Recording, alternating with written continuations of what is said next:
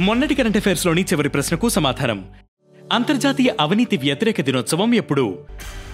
ప్రతి ఏడాది డిసెంబర్ 9న అంతర్జాతీయ అవినీతి వ్యతిరేక దినోత్సవం జరుపుకుంటారు. 2003 అక్టోబర్ 31న ఐక్యరాజ్య సమితి నిర్వహించిన అవినీతి వ్యతిరేక సదస్సులో దీనిని నిర్ణయించారు. ఈ రోజున అవినీతిని అరికట్టడానికి పలు కార్యక్రమాలు నిర్వహిస్తారు. ఇక మొదటిది, భారత్ అధ్యక్షతన UN commission on narcotic drugs 68వ session. UN commission on narcotic drugs 68వ సెషన్ కు భారతదేశం తొలిసారి అధ్యక్షత వహించనుంది. దీనికి అధ్యక్షుడిగా భారత శాశ్వత ప్రతినిధి శంభూ ఎస్ కుమరన్ అధికారికంగా బాధ్యతలు స్వీకరించారు. మాదక ద్రవ్యాలకు సంబంధించిన సమస్యలను పరిష్కరించడం, వాటి నియంత్రణ చర్యలపై అంతర్జాతీయ సహకారాన్ని ప్రోత్సహించడంపై సిఎండి దృష్టి సారిస్తుంది. ఇక రెండవది, జోధ్పూర్లో పటేల్ విగ్రహాన్ని ఆవిష్కరించిన కేంద్ర మంత్రి. రాజస్థాన్లోని జోధ్పూర్లో 11 అడుగుల ఎత్తైన సర్దార్ వల్లభాయ్ పటేల్ విగ్రహాన్ని కేంద్ర హోంమంత్రి అమిత్ షా ఆవిష్కరించారు. అనేక లోహాలతో తయారు చేసిన ఈ విగ్రహం 1100 కిలోగ్రాముల బరువుతో 8 అడుగుల పీఠంపై ఉంటుంది.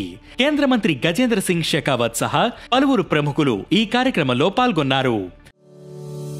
ఇక మూడవది, నేవీకి ఐఎన్ఎస్ తుషిల్. ఐఎన్ఎస్ తుషిల్ భారతీయ నౌకాదళంలో చేరింది.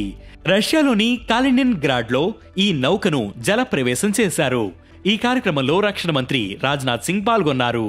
ఇది క్రియాక్ 3 క్లాస్ ఫ్రిగేట్ కు చెందిన అప్గ్రేడ్ వెర్షన్.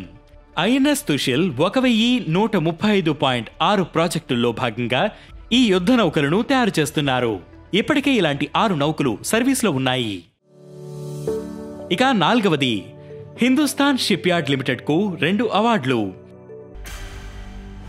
మూడవ పిఎస్యు ట్రాన్స్ఫర్మేషన్ అవార్డ్స్ 2024లో Hindustan shipyard limited HSL 2 అవార్డులను గెలుచుకుంది. Innovative project development award, technology adoption award గెలుచుకుని భారతదేశ నౌకా నిర్మాణం, షిప్ రిపేర్ పరిశ్రమలో అగ్రగామిగా నిలిచింది. ఇక ఐదవది, బీసీసీఐ తాత్కాలిక కార్యదర్శిగా దేవజిత్ సైకియా.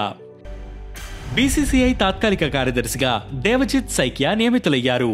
ఇన్నాళ్లు సెక్రటరీగా ఉన్న జైషా ఐసీసీ అధ్యక్షుడిగా నియమితుడైన నేపథ్యంలో ఆ పదవి నుంచి వైతొలగారు. బీసీసీఐలో జాయింట్ సెక్రటరీగా కొనసాగుతున్న సైకియా ఇప్పుడు తాత్కాలిక కార్యదర్శిగా నియమితులయ్యారు.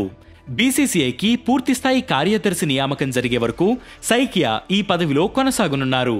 ఇక ఈ రోజు current affairs question, reserve bank of India నూతన గవర్నర్ ఎవరు? ఈ ప్రశ్నకు సమాధానం మీరే కామెంట్ చేయండి.